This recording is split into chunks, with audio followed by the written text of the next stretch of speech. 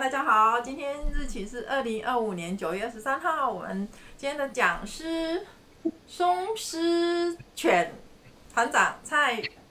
仁颖是吗？蔡仁颖还是仁颖？好，蔡仁颖团长来到我们的线上，那我们来直接邀请仁颖，麻烦你喽。好的，那大家都有听到我的声音哈？有好，那我是任颖，那今天要跟大家分享关于考评的。那嗯，因为刚好今年是我第一年承接就是南区萝卜考验以及生长的角色。那它其实，在南区它有很多的系统化的规划，其实在人人的部分已经做得很充足了。我算承接了这个角色，所以其实我在今天不会太多分享我南区裸考的一个特色，然后我会比较着重于就是关于我跟裸考这件事情，所以我才会定一个主题，就是我觉得裸考是一件浪漫的事情。对，那为什么会浪漫呢？那稍后就跟大家分享。那先跟大家介绍一下，我是蔡任颖，对，那大家都叫我松狮犬，那我来自国立新丰高中附属同学班。那我是104期的10404期的寿险考验在南区，所以今年也很巧的是我完成寿险考验的10周年。那10周年后重新担任执行长这个角色，算是一个蛮突破跟蛮有趣的一件事情。那我完成寿险考验之后，我在隔一年就在高雄区参与了服务萝卜考验，那并且完成考验，就是完整的走完萝卜的进程。那我的木章是国家研习营第24期的行医木章。那这几年也有在总会的委员会担任委员，那今年也是萝卜节庆委员会的委员。那我的本职呢是天生创意，就是我目前是自由工作者，我自己接案开工作室。那我主要的强项是平面设计，跟一些相关性的活动专案企划，还有一些关于将文化转化成视觉转化成文创商品的这个专案企划的角色。对，那在生命当中，我们付出品同样算是我人生的一个座右铭。那我也是我喜欢的一段话。那我觉得不管在哪个阶段，同性的阶段或是人生的阶段，其实这句话都让我们都让我蛮有收获的。因为其实在这几年，因为工作角色的转换，就是从员工转换成老板，然后自己接案，其实你会发现很多事情都很有趣，尤其是在罗福吉这个阶段。我是高中行艺团，所以我是高一才加入同学。那玩了3年的行艺，然后毕业之后再升转到罗福去。这其实我的同学生涯目前到现在占了最大部分的是我在罗福阶段的过程。那罗福阶段也是我同学生涯中最快乐跟最精彩的时间点。那其实，在罗福阶段的所有的经验跟历程，其实都蛮影响我的人生状态，办到让自己有勇气自己出来做接案当老板这件事情。所以，其实这句话也是我在罗福阶段的时候去理解，然后成为人生座右铭。对，所以今天主要会有几个面向来跟大家做一个分享。一个是我的罗福考验，就为什么我会参与罗福考验。那另外一个是我在裸考中看见的自己，跟这几年其实也不断的在裸考营当中去服务。那最后就是在裸考的观察发现。那最后就会跟大家聊聊说，今年接任执行长这个角色发生了哪些有趣的事情。那首先是我的罗浮考验，那大家看这张照片是我当初在10年前考验寿险时候的样子，然后那时候刚好在做生活考验。那其实我会去罗浮考验，其实就是一个邀约、一个信念、一个冲动、一个想象，就是怎么讲呢？其实我觉得这也是很教育体制下的关系，就是其实我以前不是一个很有自信的人，然后也蛮畏畏缩缩的。然后面对一些可能自己不熟悉或害怕的事情，会容易想要逃避或是放弃。那个时候刚好从身份的转换，从行艺转换到活佛，然后回去可能协助母团，然后可能协助学弟妹，所以那时候就会觉得说，好像要让自己增进一点点能力，才有办法做到这件事情。所以那时候参与了罗浮军长年会。那在年会的过程中认识了一个伙伴，然后也了解到什么是罗浮考验，所以就一个邀约就决定参与了这个有趣的活动。所以我在学长年会完就报名了罗浮考验，然后跟一群伙伴一起。所以其实我们那一期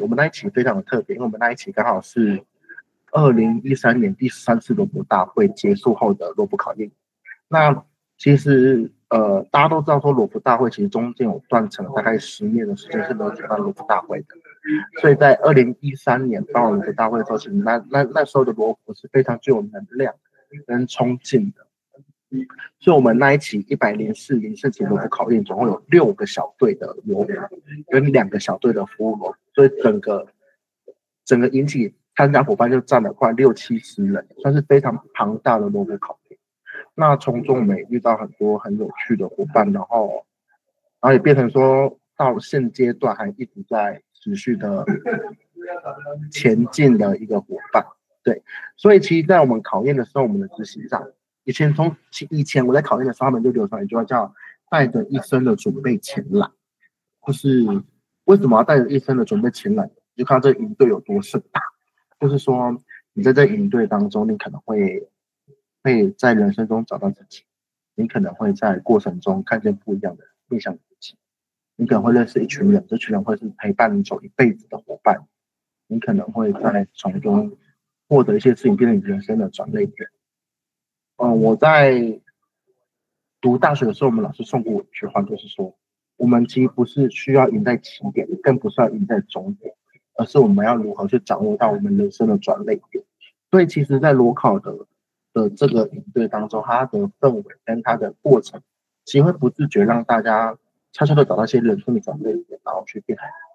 去找寻人生的方向。这也是在裸考阶段大家一直常讲的。走罗浮成功之路啊，或者是把自己的独木舟去找到人生的方向。因为在罗浮这个阶段，就是一个介于成年未成年的阶段，所以他非常着重于去寻找人生的方向，然后找到自己的路。所以像是可能在Get 就是罗浮标准则那有说到说，其实罗浮这个字义啊，它指的并不是漫无目的的遨游，而是指你知道前方会有危险，会有困难，但你仍然勇于向前的漫游。对，所以他其实就是一直不断在讲说找自己的路，成为自己想成为的人。这是我对于罗浮的解读跟实践的过程。对，那大家看到这张照片是我当初在考验受审的时候的照片，然后那时候这个过程是兴趣展示。那其实刚刚有听到说，其实罗浮这个阶段介于成年与未成年当中，所以如果大家觉得我讲话速度太快，记得要给我一点点提醒，就是因为有的时候我会不自觉越讲越快，那大家可以给我一点点提醒，让我知道一下。然后因为我目前是用 PPT， 所以大家可以直接出声音跟我说伙伴你讲太快了，那我就会帮忙一下速度。OK， 那张照片是我在兴趣展示的时候的照片。那其实刚刚提到说罗浮这个阶段未成年未成年当中，所以他其实在裸考也非常重视所谓的职前训练。那在罗浮这阶段里面也有所谓的小组，因为罗浮跟其他同名章不一样，罗浮是以2到4个人成为小组，然后2到4个小组成为一个群。那这个小组呢，其实就是所谓的兴趣小组。那所以他们我们在罗浮阶段还会尝试说，让自己的兴趣成为未来的专业。所以在裸考里面，不管是进程又是考验里面，都会有一个兴趣展示的课程在里面。那这是我当初做展示的课程。那因为我的本科系的关系，我本科系不是设计系，是儿童与家庭服务。那我的主修是幼儿教保跟家庭社区还有心理学的部分。那所以那时候我就用了故事说演，就是跟大家一起讲绘本的方式来分享我的兴趣，因为我觉得表达是一件很有趣的事情，所以其实那时候我在大一就修了相关性的一些故事说演的课程。那我会觉得会特别放张照片，是因为其实我在裸考里面最喜欢的就是2个课程，一个是兴趣展示，另外一个是生活。那为什么会喜欢兴趣展示呢？是因为我觉得在那个阶段，当大家分享自己兴趣的时候，其实每位罗浮的眼睛是发光，是非常有魅力的去展现自己的。我觉得在过程中是很幸福，然后很雀跃的，因为大家都充满了自信，想跟大家分享自己的兴趣，对吧？所以我特别想专业展示这个课程，就跟大家分享一下。那为什么我会特别喜欢罗浮有魅力或是眼睛发亮的样子呢？后面也会提到我在裸考中的观察，然后也同时观察别人，也关照内在，就是去思考自己当初是有这部分，这也是我后来在裸考非常着重的事情，然后我会跟大家分享。然后再就是在裸考看见的自己，诚如刚刚那句话，都要跟大家分享一个故事。为什么我到目前，其实我在人生阶段当中，其实我这个阶段，应该说，我现在的人生就刚好在转换人生的角色，所以其实我已经不那么投入参与同军运动，然后也没有那么多心力在同军运动上。但为什么仍然会勇于想要参与罗浮的活动，或是参与罗浮考验的服务？那是因为我觉得罗浮考验带给我太多感动，跟给我太多的转折点。就如同之前刚刚讲的，我以前是个很没有自信的人，然后遇到很多事情都很想逃避啊，然后畏畏缩缩的，然后就是宁愿躺，就是爱耍废啊，然后爱说大话，就是用一些方式来掩饰自己的没那么自信的状态。所以我在报名裸考的时候，其实我蛮焦虑的，因为你就觉得自己是个井底之蛙，完全没有看到外面的世界，所以其实对于裸考这个未知数的时候，其实是抱持非常焦虑的情绪的。我看到在准备各式的行程作业的时候，其实都会发现自己好像没有那么的好，所以就更加强自己没有自信这件事情。可是，然后在过程中又跟相对于其他小队的伙伴们相较之下，又觉得自己好像有一点薄弱，然后就会更畏畏缩缩。直到某个晚上，我的顾问找我去聊天，因为在裸考的领队当中，每个小队都会配置2到3位的小队辅导，去陪伴小队完成进程。那我的小队顾问就约我去聊说我的状况啊，跟我的想法。然后就在那个晚上，我的顾问跟我讲一句话，就是我觉得很多人都会盲目的去追求一些事情，包括我都有事，然后就会忽略掉自己其实是很棒的地方。因为我顾问就跟我说，他觉得我很棒，但是我很勇于分享，我很喜欢跟大家分享这个事情。然后不管是我的情绪或者是开心事，都是很好去渲染到大家。然后他觉得这是我很棒的特质。到他跟我讲完这句话，才意识到说，原来我有这么棒跟温暖的地方。然后后来我的顾问又跟我说，就是他有一天会很骄傲的跟别人说，我的受刑方是他当发的。其实这句话到了现在隔了10年，这句话其实还是带给我多能量跟能量，让我去面对人生当中很多的困难与挑战。因为这句话让我相信，我好像是值得的，然后我好像是可以的，我好像做得到的，其实是非常激励人心。然后也因为这句话，让我决定我继续在裸考，因为裸考真的成就了，然后完整了我现在的阶段的自己。那这张照片是我当初首进的照片。那首进是在裸考里面非常重要的仪式，应该说在受审阶段非常重要的仪式。罗浮的精神象征是中国欧洲的骑士，那它的镜像都是圣斗士屠龙，所以大家可以看到说，为什么罗浮的精神会是见习、受刑跟服务？那在见习的就是说你在见习罗浮阶段的这个事情，那你要完成受刑才可以称得上真正的罗浮，因为受刑的意思是说我将罗浮这个名称授衔给你，授予你这个职衔。对，所以才叫做受神罗。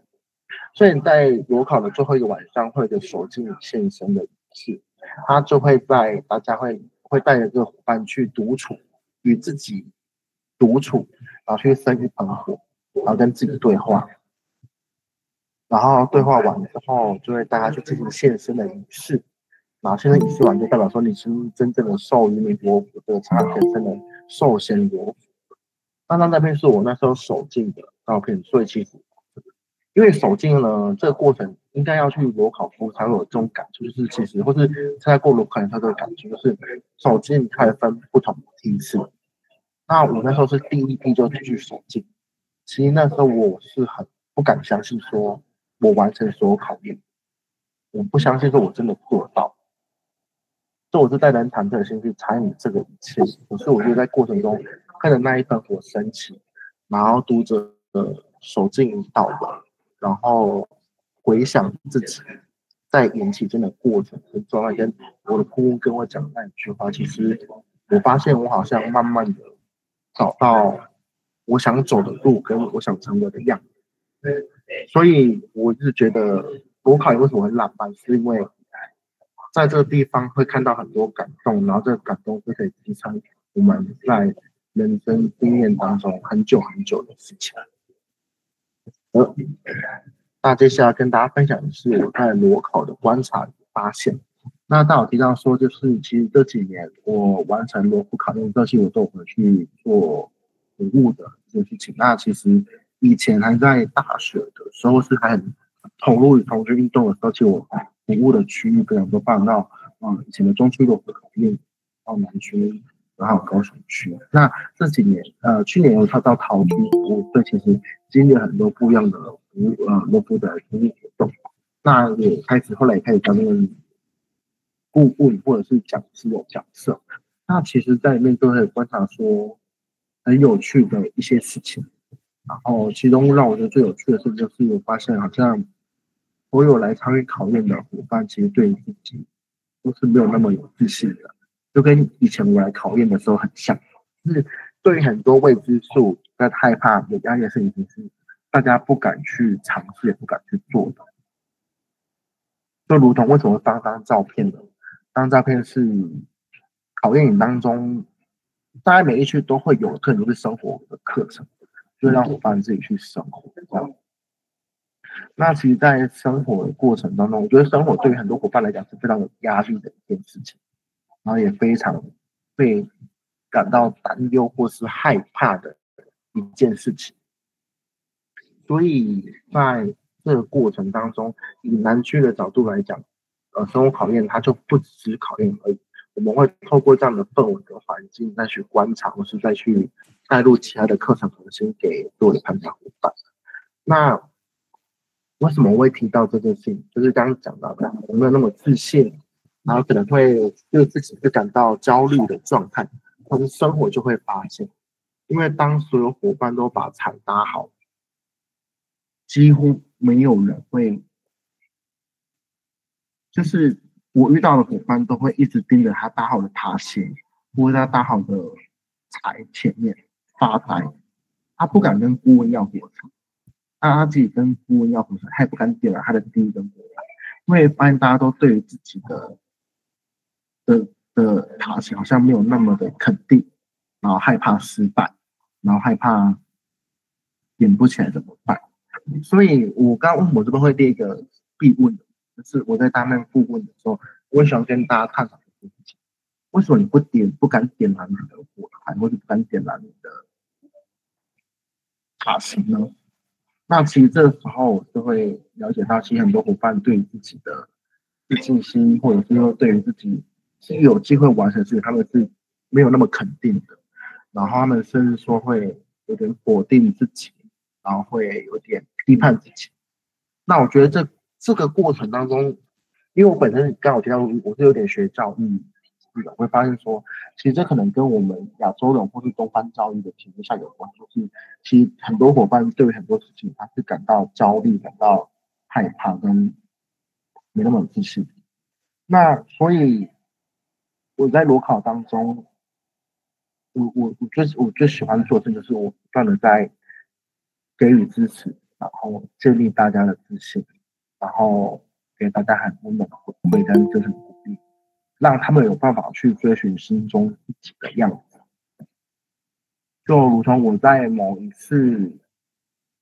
担任顾问的时候，然后那位伙伴他其实对于自己是非常没有自信的，而且已经是严重到有点忧郁的状态。然后我就跟他聊聊，然后就跟他就如同当初我在担任我在考验的时候的顾问给我的那个角色，我跟他聊，然后我就跟他分享说，在他眼里的我是长什么样，然后我觉得很棒的地方，然后去选说他就是你值得完成这件事情。其实你在这个过程当中，你会发现伙伴们会真的因为你的一句话或者是你的一件事情，让他觉得自己真的不一样。这是我在裸考营当中非常感动的，就是像我如果也在南区当科研的时候，我遇到伙伴就是他已经直接跟我说，他觉得他的研究时间不可能达到站，他绝对不可能，因为他明年是不可能达到站。然后随着课程的推荐跟演变，然后到顾问的鼓励，然后到小队伙伴们同台力量的支撑，他在最后一天，他是跟我说，他想完成自己的，他想拿到受奖证。其实，在过程当中会获得很多感动然后这个感动是有办法让自己继续投入做这件事情。所以，同时我觉得在今年有一些不一样的发现因为今年担任执行长，那其实我会发现，其实工作人员跟家人都一样，就是都在这营队当中去追寻自己想要的样子。我觉得这是一件蛮有趣的事情。就是可能以前都觉得说这件事情是 focus 在参加人员身上，可是当你担任执行长之后，会发现说，其实每个人都在追寻自己想要的样子，在这个营队当中，就会觉得这营队真的是一个有度，然后令人感动，然后会令人想持续参加的一个营队，对啊。然后最后就是要跟大家聊聊关于执行长这件事情。我好像很分享太快的关系，那我就这边讲的再更多一点点，因为我觉得蛮特别，就是在10周年之后来担任执行长这个角色，因为其实这角色从来都没有在我的人生当中有所规划。其实刚我提到说，其实我去了很多区服务，那其实每一区的都有服务员会挑战问我说要不要接这个角色，那我就一直婉拒。然后我就觉得是，我觉得我的人生阶段当中没有这个规划跟这个打算。然后，不然到在南区，我有几乎快婉拒了2年，直到去年我才答应接下这个角色。那为什么会接下这个角色呢？就是那时候会发现说，如果我没有接下这个角色，好像这个营队就会不见。然后这个营队不见，我很舍不得。因为我就是刚我提到，这个营队带给我很多感动，然后带给我很多成长，然后让我可以从现在的自己说，我觉得这个都是有正向，而且应该要继续支持下去的营队，所以我就决定来接任了这个角色。那我觉得今天这个角色其实压力很大，因为我的团，好就是我的前一个之前就是魏雄团长，然后搬到小红团长的。我对我考的想象是什么？其实当下我好像没有什么太多的想法，因为其实，在南区刚好提到说，南区的制度是因为南区应该跟大家科普一下，南区明年就是30周年，就是30周年这30年间，南区都没有中断停止举办的考营，所以其实南区一直延续下来，还有一套自己的文化，一套自己的，不要讲传统，我讲文化，就是一套自己的文化跟它的课程架构。所以在南区的课程是非常严谨，然后是非常有趣的课程，因为在前人的规划下，他们都认为说，其实我们一直都是在做教育教学这件事情，然后我们都是用的是前面一个人分享，后面的人聆听。其实久了之后，大家会忘记怎么去实做。怎么样去体验，什么样子去感受，所以在南区其实融入了很多体验式教育在里面。然后很有趣的地方是我们融入了很多体验教育在里面，但是我们又不希望说，好像我们都透过游戏、透过其他活动来做这件事情，因为当初的教务就会觉得说，这样跟其他的青少年组有点不一样，所以他其实在从中他用了很多童军的元素。去支撑着体验教育这件事情，例如在南区的团队动能，它是用事后工程去呈现的，然后或者是刚刚提到的生活，可能会融入包装到职涯训练啊，或者是自我觉察的课程在里面。它透过这样的同济人作为媒介，然后去带到我们真的想要的核心的理念。这是我觉得在南区的课程非常严谨跟有趣的地方。那刚刚有提到说，其实他们的部分其实都非常严谨，然后你要拆课程，或者说你要移课程，好像也很难。然后再加上对我来讲，我心中就是对于南区的想法是，它就是我心中的 top one，所以我也不会想去动他的课程，因为我觉得它就是越积越累下来的东西，然后持续，然后是有成效的。对，所以其实那时候他问我说关于罗考形象的时候，我就没有想法，我就觉得说我就是个承接者，就是以前怎么办，我就来怎么处理这件事情。然后到了真正的在规划预警，后才发现说，好像我们可以有一点点不太一样，或者说我们可以更深入的地方。那例如今年比较特别的是，就是在南区路款内会有个东西叫社交晚宴。那我们以前可能会在活动中是求证专栏是打费，然后还有一堂课叫人与土地，然后我们就会邀请一些台南在地知名的可能关于文化工作者，或者是他在做一些跟台南有关系的工作，然后透过他的口述，透过他的角度来认识台南这片土地的一个课程。那以往也都是在余光分享里面去举那课，那今年我就觉得说，既然我们都在余光岛，那其实余光岛是有很多有趣的体验，那为什么不好好运用？所以这让我本身就是一个非常热衷于台南文化的人，所以在今年的人与土地，我就带大家到了庙口，去做了第一次的庙口讲座，然后我们就在那边分享人与土地，然后并且邀请了台南非常有名的新人咖啡厅，然后也是做文化走读的非常大前辈，我们的老板娘来分享关于他对台南这片土地的感情，跟他为什么会想要去做文化永续的这个议题这件事情。然后到了隔天的社交晚宴，我们也取消掉了原本的社交晚宴吃饭费，而是我们一样的回到庙口，我们吃饭的，我们用一种最台南的方式，最台南味的方式来欢迎大家来到台南这片土地。那这就是我后来发现，这就是我想要的裸考的样子，就是我希望它可以跟台南有更多的连结，我希望它可以带给大家更多的文化。那像今天的旅行，我们也找到了，一位台南非常有名的，就是在做文化走读的老师，然后他现在带大家透过煮食物，透过丝木鱼，透过西瓜面的味道，去认识台南，再从他的故事口中去了解到台南有哪边不一样，然后去结合到他们的旅行。我就觉得在这个过程中，看到他们在吃饭的话，就是他们在也靠听台南的故事，或者是在他们实际旅行完，然后去了解到台南的一些事情的时候，会发现很棒的，就是我们好像真的有办法做到跟这片土地有更深刻的连接，然后可以让一些在这片土地特有的文化让大家知道，让大家熟悉，让大家看见。尤其是我觉得南区有个特别的地方，就是我们的参与的伙伴几乎都来自于北部，就是南部的伙伴很少，就都来自于北部。所以北部伙伴们来到认识台湾的时候，他们都会有一种惊讶感，就觉得这惊讶感是非常棒、非常充足。然后后来才发现，对，这就是我对于裸考的想象。然后，所以我发现说，今年在办理的时候，我好像也开始做出自己的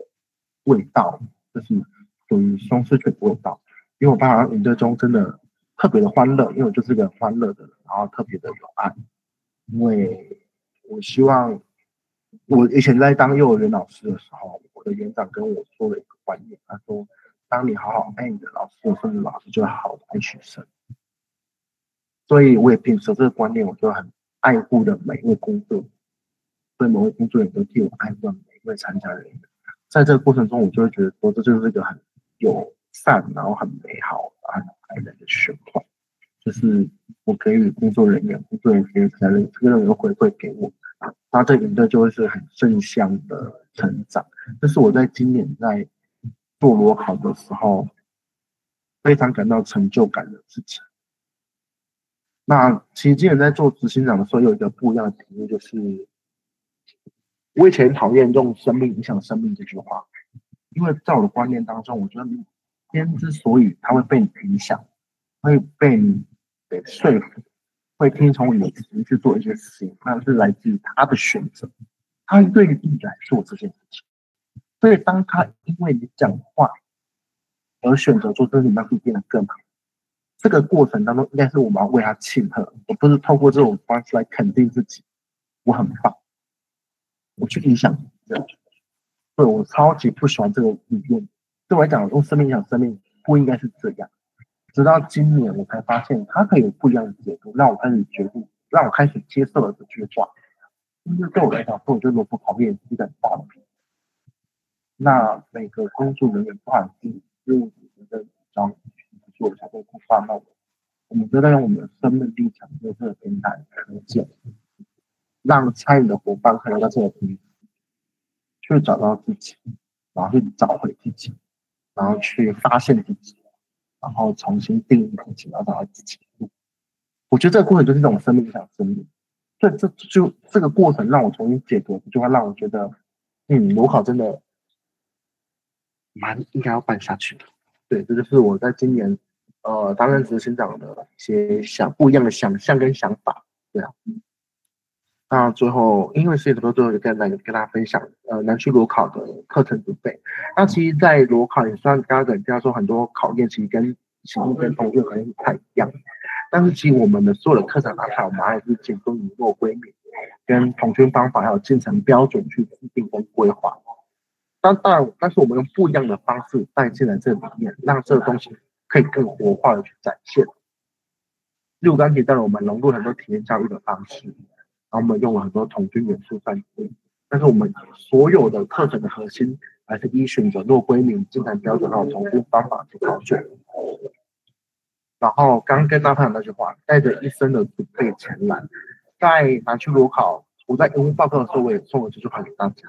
然后我也跟大家说为什么我会觉得裸考很浪漫，就是我带着一生的准备前来，然后认识了自己，认识了伙伴，认识了我还可以做的地方，跟我还可以怎么去看见的地方，所以我觉得它是一件很浪漫，然后很有温度、很温暖的一个理论。所以对我来讲，这也是我在考验的时候送给我的想法，就是说，刚才它只是晋级过程中的录影活动而已，它不会是裸考，不会是裸辅的经验，也不会是中考，所以我都会跟刚刚提到嘛，我就是觉得建立自信很重要，所以我一定会跟大家沟通一件事情。当你来到裸考，你就代表你有能力可以让自己变得更好。所以我们这一次来好好的认识，这是我在裸考的前面会送给大家的话。那我在放在这个是因为我觉得这些话就是我对于裸考的想象，跟我在执行这个营队的时候非常核心的内容。对，然后主要就是跟大家分享，谢谢大家。那刚好留一点点时间给大家。如果有要 Q&A 或者是说有哪些回馈，都可以跟我分享。谢谢。就切回来咯，因为我这有一个朋友。不好意思。好，非常谢谢任莹来给我们这一场就是非常温暖的罗浮考验营的一些印象。这 OK 好，因为我们可能大部分人没什么机会去直接接触哈，那也许有一些我们在线上的伙伴家里可能也许未来会有机会可以接触哈，我想这样子的一个分享是很棒的一场。那这时间点我们大家先合影，那各位有没有方便开镜头的伙伴？都开了吗？都准备好了吗？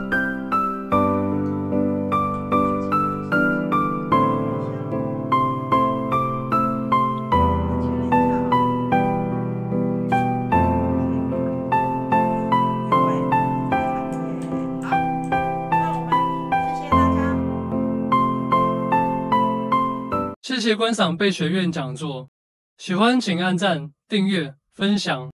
请给我们鼓励及支持。